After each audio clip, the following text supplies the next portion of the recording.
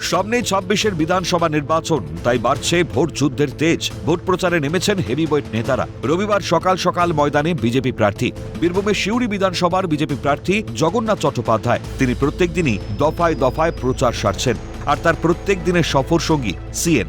রবিবারও তার ব্যতিক্রম হল না। রবিবাসরীয় প্রচারে সিউড়ি পুরসভার ১৯ নম্বর ওয়ার্ড থেকে প্রচার শুরু করলেন তিনি।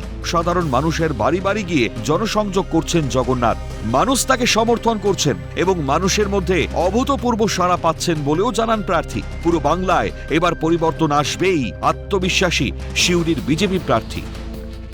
আমরা ১৯ নম্বর ওয়ার্ডে সিউড়ি পুরসভায় আজকে আমরা ভোট প্রচার করছি। বাড়ি বাড়ি আমাদের প্রতিদিনকার যেমন চলে সেগুলো সম্পর্কে আমরা করছি। মানুষের মধ্যে ভীষণ সাড়া রয়েছে, মানুষ পরিবর্তনের জন্য মুখিয়ে আছে এবং সিউড়ি সহ বীরভূম জেলার প্রায় প্রত্যেকটি আসনে মানুষের মধ্যে যে অভূতপূর্ব সাড়া দেখছে, তাদের পরিবর্তন এবার আসছেই। বঙ্গজুড়ে পদ্ম ফোটাতে মরিয়া বিজেপি। বাংলার মানুষ পরিবর্তন আনবে বলে বিশ্বাসী গেরুয়া শিবির। তবে এখন দেখার গেরুয়া শিবির পরিবর্তন আনতে পারে কিনা বাংলায়। সিউড়ি থেকে ভোলানাথ চক্রবর্তীর রিপোর্ট, ক্যালকাটা নিউজ।